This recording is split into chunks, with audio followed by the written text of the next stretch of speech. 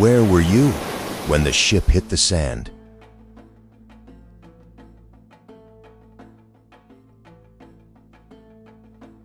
What lies beyond is full of marvels and unreality, a land of poets and fabulists, of doubt and obscurity. Yeah, my boy Plutarch knew what time it was.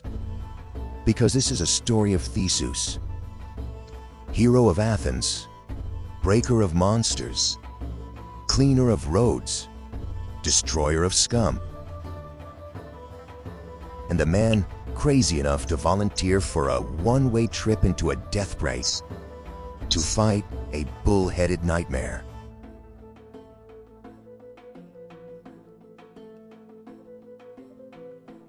All right, Mythmaniacs, you know how we do things around here. Grab your cup of nectar, curl up in your favorite chair, and let's go find all about Theseus, the hero of Athens.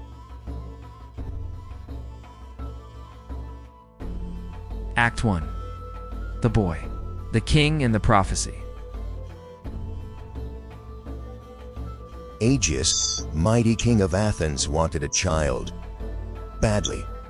Which made sense because his brother Pelas had 50 sons. 50.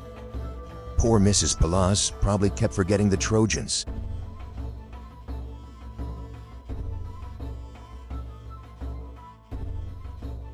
And these nephews?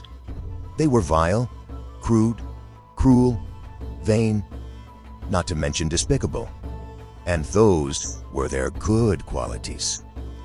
As long as Aegeus remained without a child, those 50 parasites stood ready to inherit the throne of Athens. This would not do. So Aegeus tried everything. His first wife? Nothing. No children. His second wife? Again, no children.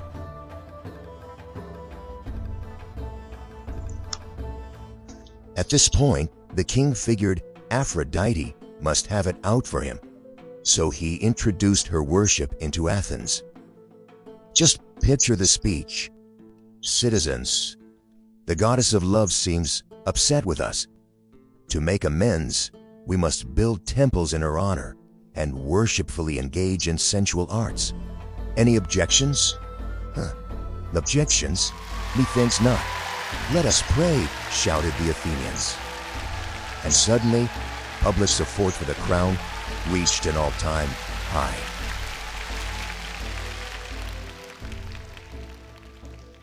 The Athenians tried their hardest to please Aphrodite, but still no heir. So off to Delphi goes Aegeus. Because when all else fails, ask a half-stone priestess sitting on a crack in the earth. The oracle gives him this chant. Loosen not the wineskin's jetting neck, great chief of the people, until thou shall have come once more to the city of Athens. Say what thou? Aegeus is standing there like, yo, oracle, can I get that in plain Greek, please? Nope. So, totally confused and no wiser than before, he sails to Treason to visit his friend, King Theseus.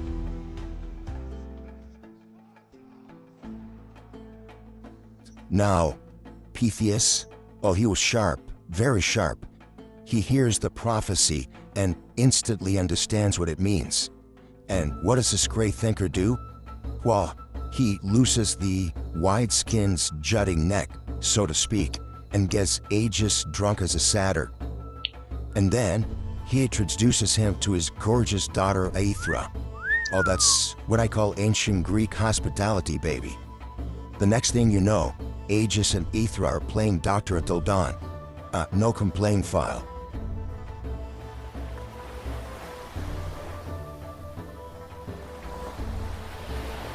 But then, there was a rumor. A nasty, fishy little rumor floating through the Olympian choir. That after Aegeus was done, Aethra went down to the sea to bathe. and Poseidon himself rose from the depths and had his way with her too. Oh my, earth-shaker indeed. The inquirer approached Poseidon for comment, but its attorneys had no statement. So from that day forward, there was one delicious mystery hanging over the whole story. Was Theseus the son of Aegis, or of Poseidon? Short of DNA testing, we were never going to know.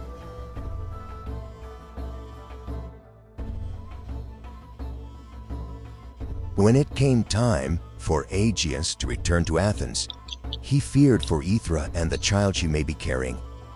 Because if Pallas and his 50 sewer goblins discovered the truth, mother and the child were dead. So Aegeus buried his sword and sandals beneath a great rock by the shore. The sword now was an heirloom of Cecrops, founder and first king of Athens. No cheap trinket.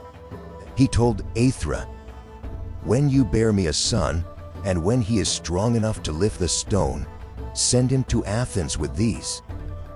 Did it ever occur to the man he might have a daughter? Just asking. Then he kissed Aethra goodbye, boarded his ship and shouted back, "If anyone asks, tell them Poseidon is the father." Smooth. And just like that, the prophecy was broken, the wineskin's neck loosed, and the greatest hero Athens would ever know was conceived. Or maybe was he Poseidon's kid? We'll never know.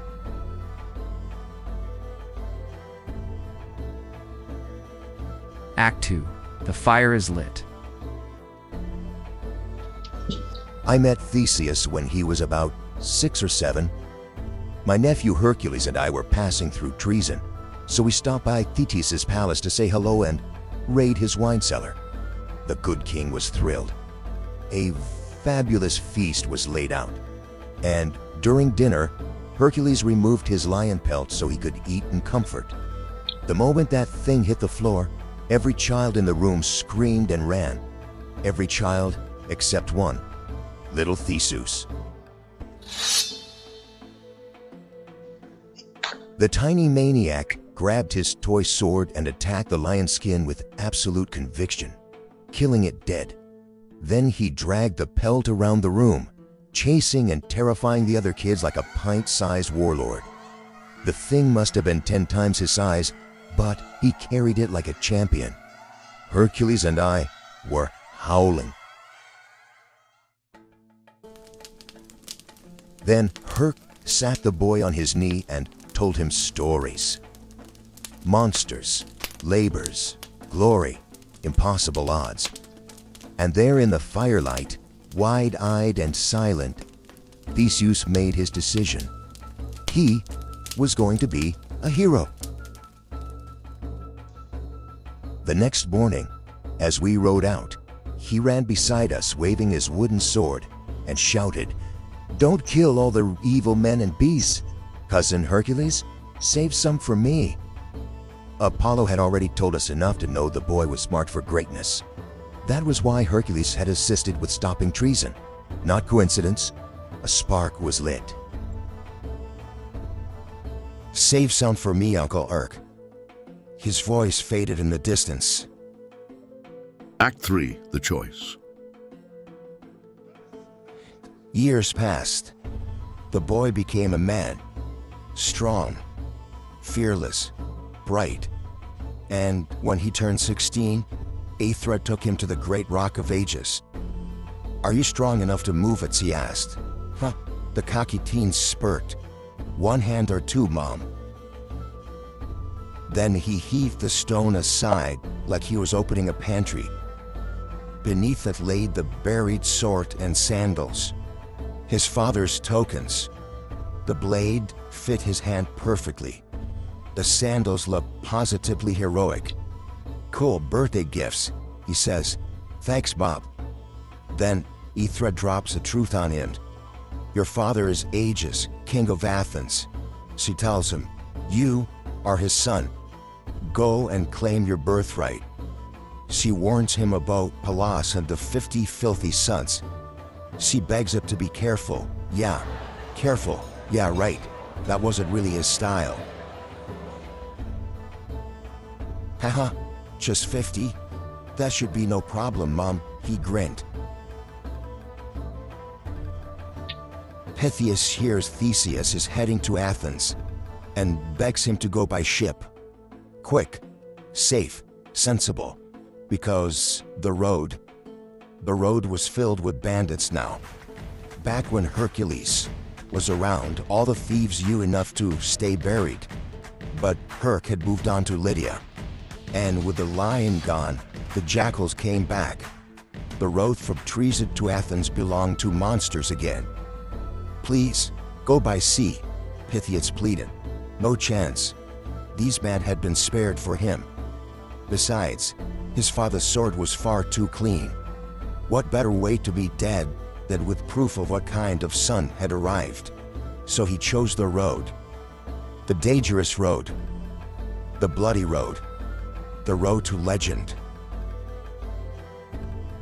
Act 4. The world he walks into. Now, I warned here about the men infesting that road. They had speed, strength, stamina, natural gifts. But they used them to hurt people. These geniuses believed in survival of the fittest. Even back then, that idea was already looking stupid. They treated people, animals, even the land itself with contempt. To them, might was right.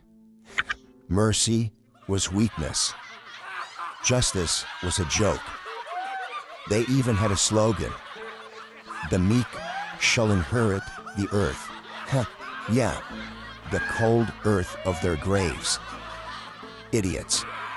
Because if everyone lives like that, there is no world left. No society, no future, just extinction. And that was the world Theseus walked into. Not by accident, by choice. He was there to clean it up. Act 5.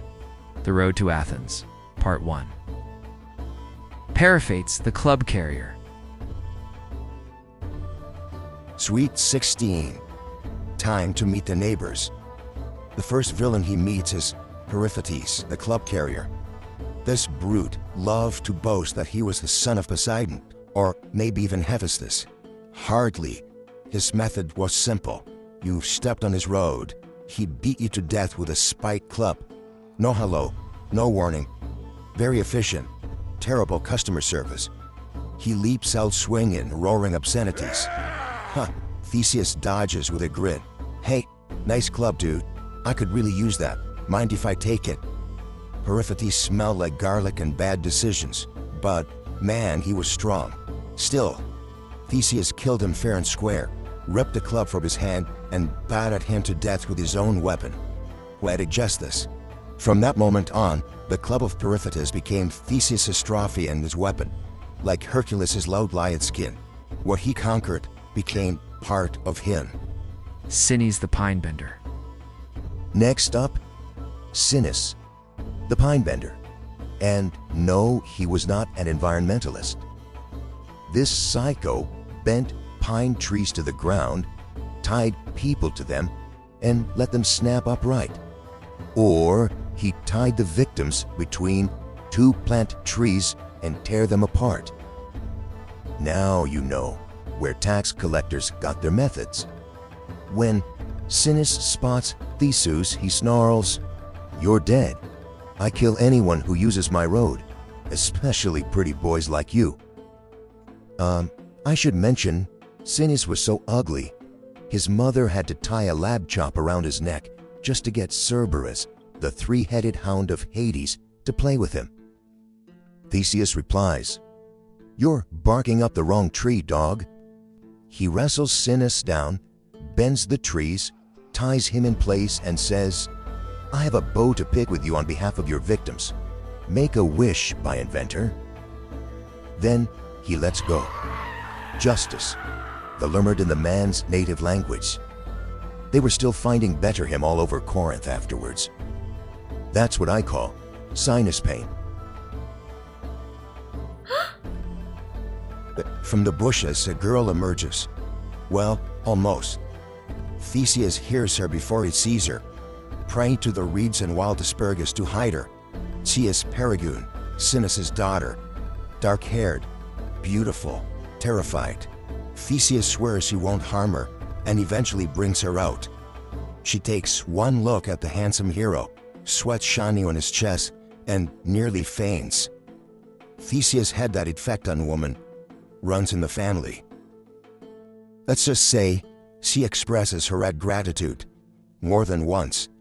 In time, she bears Theseus' son, Melanippus, and later Theseus sees that she's married honorably to a good man, because Theseus was not just a killer of monsters, he knew the difference between justice and cruelty. Crommyonian sow. The very next day, he kills the Crommyonian sow, a monstrous wild boar with a taste for small children and farmers. A spawn of Typhon, mother of the Caledonian boar. Real, wholesome bloodline here. Perfect chance to test a new club. One swing, skull shattered. I won't bore you with the details. And his legend grew. Siren and the sea turtle. Near Megara, he meets Siren. This creep ran what you might call a footshine stand. Travelers had to wash his filthy feet as a toll for using the road. Then, while they knelt, he kicked them off the cliff into the waiting jaws of a monster sea turtle. When he sees Theseus, he bellows, "You don't go any further until you wash my feet."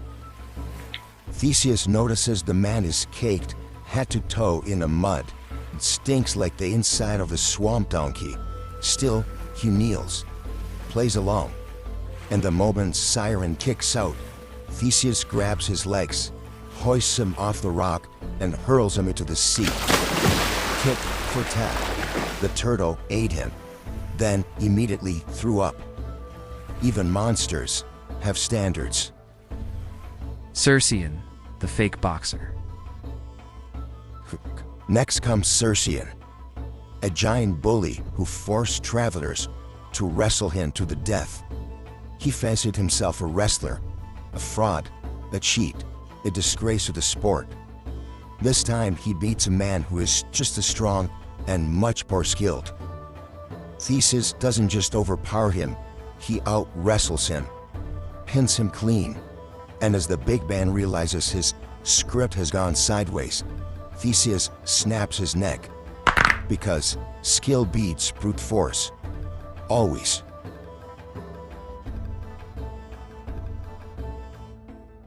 Procrustes the polite monster. Then comes the last and creepiest one of all, Procrustes, also called the Mastes or Polypemon. Guy had an identity crisis. This one didn't just jump you in the woods. He invited you in. He fed you. He gave you wine. Asked you to spend the night. Then came to beds. Too short for the long bed, he stretched you until you fit. Too tall for the short one, he chopped off with dint. Damn economy motels. When he offers Theseus hospitality, our hero wastes no time. He ties the villain down to the shorter bed and finishes the job himself. Like Hercules before him, Theseus made criminals suffer the very torments they had inflicted on others. Served them right.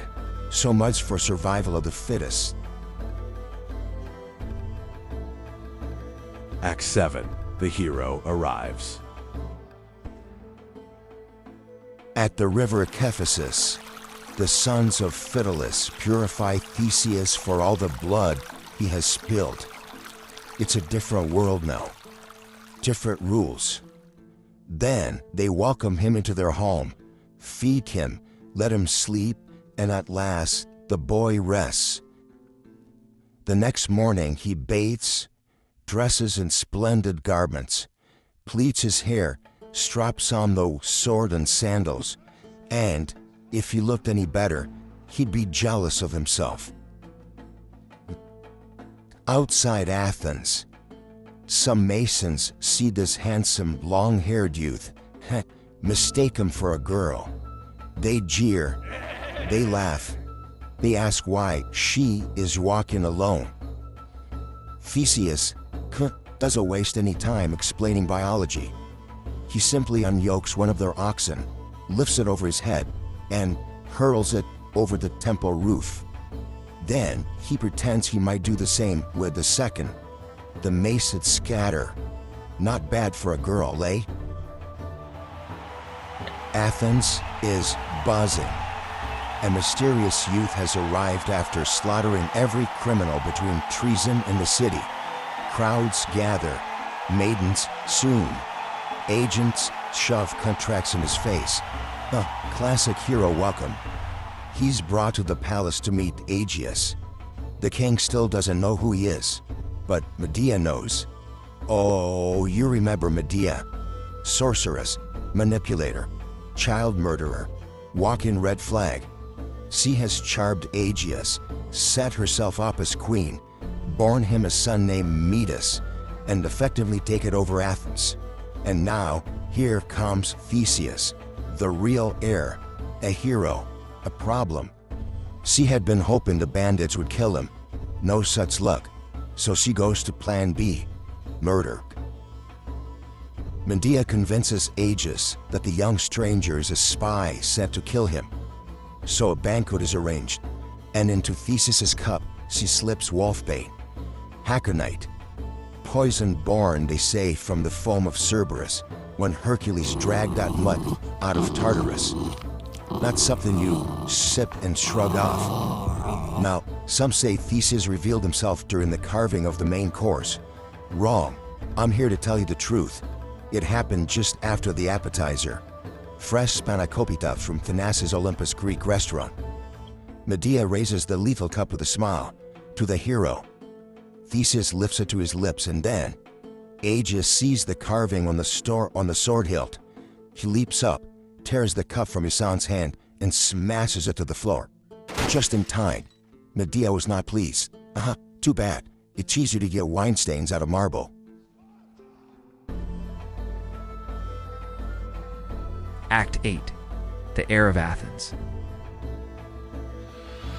Athens goes absolutely insane. Aegeus calls the assembly and proclaims, "This is my son. This is my heir." Altars blaze with offerings. Nobles and commoners celebrate together. Songs ring through the city. Stories spread. Hey, Dimitri, did you hear what he told Sinis? Make a wish, Pine Bender. What a character. The revelry goes on for days. Naturally, my cousin Dionysus shows up with his maenads and tatters because if there's wine, he will find it. After that, nobody remembers much. I'm sure it's happened to you. During the celebrations, Medea slips away. When Theseus goes after her, she casts a spell and vanishes inside a magical cloud. Aegeus, who is frankly more generous than I would have been, gives her safe escort out of Athens with young Medusa. Septa returns to Colchis and never again dares set broom in Athens. Good riddance. Crete was better off without that femme fatale. One less monster, hey. But there is still one little matter to settle. Uncle Pallas and the 50 filthy sons. They split their force. Pallas had 25 sons march openly from Sphetus with hired thugs. The other 25 hide at Gargetus, waiting to spring an ambush. Theseus is badly outnumbered, but remember, it's not survival of the fittest, it's survival of the aware. A herald named Leos tips him off. So Theseus flips the trap. Armed with his father's sword and the club of Periphetus, he falls on the ambushers first and obliterates them. 25 down, gone. When Pallas hears half his brood has been erased, his courage evaporates. He disbands the attack and begs for mercy. Theseus spares him. because true strength is known when not to kill. Then he says, "Still, it's a shame I never got to meet the rest of my cousins." Ice cold. Act 9. A whole lot more bull. So everyone lived happily ever after, right? Huh? Are you kidding me? Athens had a grief hanging over it. The Marathonian bull had terrorized the countryside, killing hundreds. And among the dead was Androgeus, son of King Minos of Crete. That was a problem, because Minos had a fleet, an army, and a long memory. Then a drought hit. So, naturally Athens went to Delphi, to the Oracle of Apollo. And naturally the oracle had insane news. To atone for Androgeus' death, Athens must send 7 maidens and 7 youths to Crete every 9 years, to be devoured by the Minotaur in the Labyrinth. Good news, they were invited to dinner. Bad news, they were the entree. I've said it before, and I'll say it again. The oracles were out of control.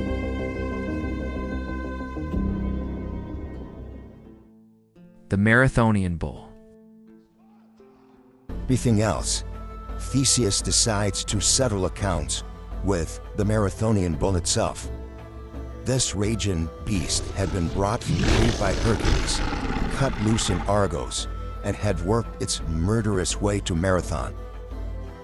Theseus finds it, seizes it by the horns, overpowers it, and drags it alive through the streets of Athens, while the people cheered themselves senseless. Then he hauls the disgraced creature up the Acropolis and sacrifices it to Athena and Apollo.